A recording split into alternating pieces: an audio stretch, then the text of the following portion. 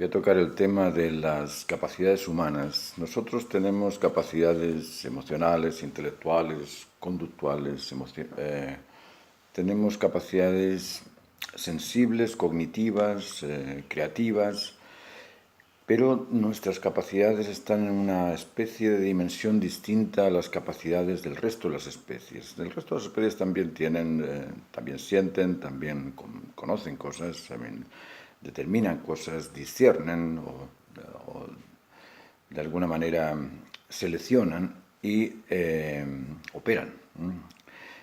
Luego estas capacidades son compartidas por los aspectos naturales, incluso la misma naturaleza en sí. Una piedra que cae del cerro, lógicamente, la piedra no va a sentir, la piedra no va a comprender, la piedra no va a tener la decisión de determinarse a caer, pero la piedra se cae en base a una intencionalidad dictada por las normas de la naturaleza, por las leyes de gravedad, por las leyes de la creación, y esas leyes van a hacer que esa piedra caiga en una dirección, es decir, selecciona en qué dirección va a caer la piedra. Y existe también el poder del peso, de la gravitación de la piedra. Entonces, dentro de la naturaleza existe la selectividad, la intencionalidad y el poder, y nosotros tenemos esas capacidades transformadas en emoción, intelecto y voluntad. La emoción es la capacidad sensible que nos permite captar lo necesario. Nosotros captamos lo necesario a futuro, lo necesario en base al pasado, lo necesario en base a situaciones, a sensaciones que ocurren en cada momento, y tenemos una serie de necesidades biológicas instintivas como protegerse, alimentarse, etc. Y tenemos también necesidades psicológicas, expectativas, intereses o proyectos. Todo esto lo capta la emoción. La emoción es una capacidad y como tal siente estímulos derivados de impulsos motrices. Siente sensaciones de agrado o desagrado, sensaciones visuales, auditivas, olfativas, gustativas, táctiles, etc. La percepción sensible de la emoción tiene sus límites por exceso o por carencia, es decir, más allá de esos límites la sensibilidad se nos apaga. Ocurren los desmayos, ocurre el coma. Siempre hemos visto esto, que una sensación de una mala noticia, la muerte de un consanguíneo, puede hasta desmayarnos, y es porque la sensación es tan fuerte que nuestra emoción no es capaz de sostenerla. Luego la emoción como capacidad tiene ciertos límites, tiene ciertos rangos. Ahora, la emoción recibe o percibe sensaciones. ¿Y qué es la sensación? La sensación es una cosa extraña, ¿no es cierto?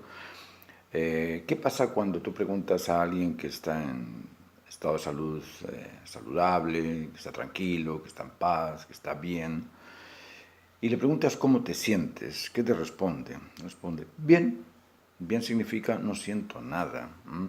Pero ¿qué pasa cuando esa persona está temerosa de que le vengan a robar, a atacar, siente miedo? ¿Qué te dice? Está en tensión. Es decir, ¿qué es la sensación en sí? La sensación es un desacomodo. La sensación es producto de un exceso o una carencia. Un exceso de calor te hace sudar, te hace transpirar. Un exceso de frío te hace tiritar. Un exceso de agobio o de personas te agobia. Un exceso de alimento, vomitas, una carencia de alimento, te da hambre. Si os fijáis, cualquier tipo de sensación va a ser siempre producida por un exceso o una carencia de lo normal. Luego, sensación es ese exceso o esa carencia de lo normal. La sensación de inseguridad, de temor, resulta de la carencia de seguridad. La sensación de transpiración resulta del exceso de calor. ¿Se entiende? Eso en cuanto a las sensaciones. Las sensaciones son percibidas por esta capacidad sensible que llamamos emoción. La emoción no se transmite porque es una capacidad, es como el intelecto no se transmite porque es una capacidad, o la voluntad no se transmite porque es una capacidad. Pero lo que se transmiten son sensaciones y se transmiten mediante los sentimientos. El sentimiento es una conceptualización, una significación, es un recuerdo de una sensación. Nosotros aquí en Chile tenemos un montón de sismos, un montón de movimientos de la Tierra. Y cuando la Tierra se mueve y produce un terremoto, la sensación del terremoto que uno ha vivido, cuando tratas de explicársela a aquel que nunca la ha vivido, no la puede comprender. Los sentimientos no se pueden comprender a no ser que se haya tenido la experiencia de la misma sensación. Por eso es tan difícil entenderse entre hombres y mujeres, entre padres e hijos, entre expertos y aprendices. Es muy difícil porque no se tienen las mismas sensaciones.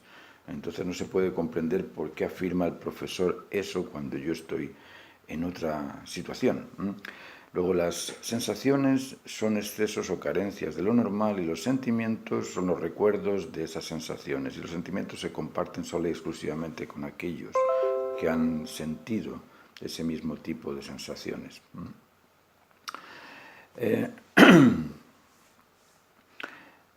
El intelecto es la capacidad sensible que nos permite reconocer el juicio justo.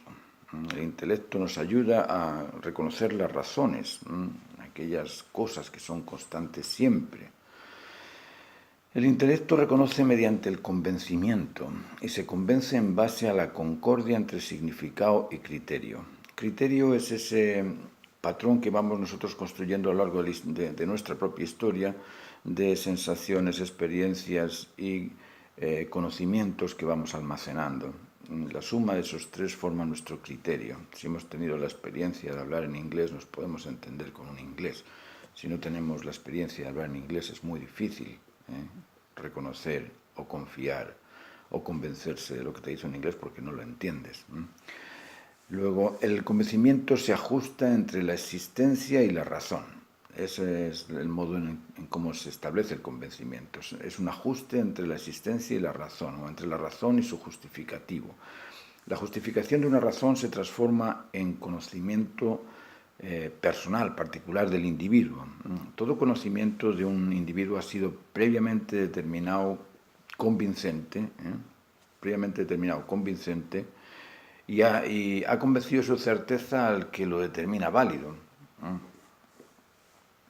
Luego, el intelecto no puede convencerse con aquello que considera falso. Eso es curioso. Si os dais cuenta, aquello que creéis, aquello que decís que es cierto, lo tenéis presente en el intelecto, pero aquello que no lo podéis creer, no lo podéis aceptar.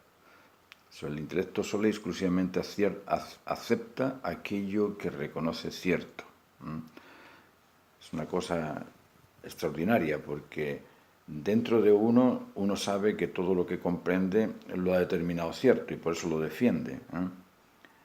Y aquello que considera falso lo rechaza, por eso que no lo encaja.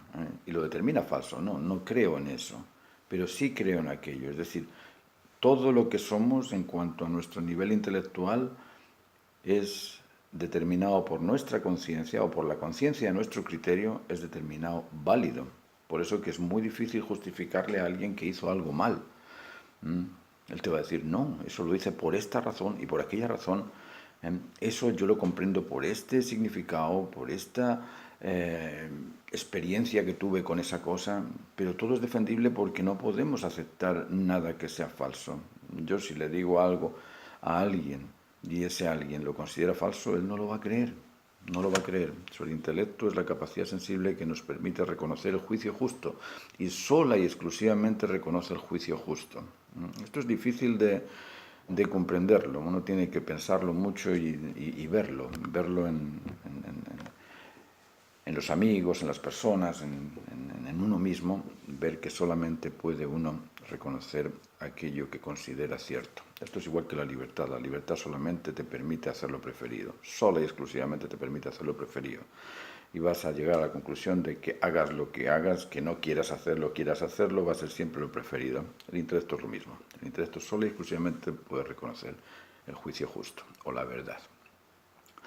La voluntad es nuestras tres capacidades son la emoción, el intelecto y la voluntad. La voluntad es la capacidad sensible que nos permite cumplir con el deber. Nosotros cuando necesitamos algo vamos a cumplirlo y la voluntad es la encargada de llevarnos hasta la conquista de eso que esperamos. Deber es una obligación inserta, tanto en el mecanismo instintivo como en la actividad psicológica dominante del instinto. Deber y derecho son dos términos que se refieren a aspectos complementarios e indisolubles. El deber hacer es siempre y en todo caso propuesto por el derecho al beneficio de lo que se espera conseguir. Esto es muy curioso que todo lo que hacemos lo hacemos en función de la esperanza de recibir un beneficio y por eso nos motivamos a hacerlo. La motivación se deriva del beneficio. Si tú le dices a alguien que te acaba de tocar la lotería y tienes que ir al centro a buscarla, aunque no tengas auto, buscas la manera de llegar y llegas. ¿Por qué? Porque la expectación de disfrutar de ese beneficio de la lotería te motiva a cumplir con el deber de conseguirlo. Luego, esto es importante que lo tengamos presente con los chicos, con los hijos. Si queremos motivar a los hijos, les tenemos que crear un posible beneficio a recibir cuando le estamos pidiendo que cumpla con un deber. Todo lo creado o conseguido ha sido previamente pretendido, absolutamente todo. Y es ese derecho a disfrutar del beneficio lo que estimula y motiva al emprender esa tarea de conseguirlo. Bueno, la voluntad se motiva a cumplir sus deberes, como os digo, siempre basada en la expectativa de este beneficio a lograr. Ahora, existen deberes particulares, deberes sociales, así como existen también deberes naturales, y lo que uno tiene que priorizar es siempre el deber máximo válido para todos por sobre el deber particular. Esto es rico también de enseñar a la infancia. Los niños deberían de acostumbrarse durante cierto tiempo al hábito de responder al cumplimiento del máximo deber válido para todo. El máximo deber válido para todo no perjudica nunca a nadie. Entonces, si comprendemos que existen deberes particulares, deberes familiares, deberes sociales, bueno, si estoy en una situación social me debo al cumplimiento de ese deber social antes que al cumplimiento de mi deber particular. Y esto se ve en la naturaleza. Imaginaos que hay un terremoto y tú tienes que ver el partido de fútbol. El terremoto llega ahí, ¿qué haces? ¿Atiendes al partido de fútbol o atiendes al terremoto? ¿Por qué? Porque el terremoto es una necesidad natural. Esas necesidades naturales globales son siempre prioritarias, son siempre preferentes, deben ser siempre preferidas. O si nos educamos a ir cumpliendo con el máximo deber válido para todos, lógicamente maduramos en nuestro desarrollo de las capacidades emocionales, intelectuales y conductuales. Os quiero dejar con este texto, con esta conversa, y os pido que si podéis participar comunicándome qué os parece, o si lo podéis compartir con otras personas, o si podéis suscribiros, y poco a poco iré añadiendo más vídeos en este canal. Muchas gracias.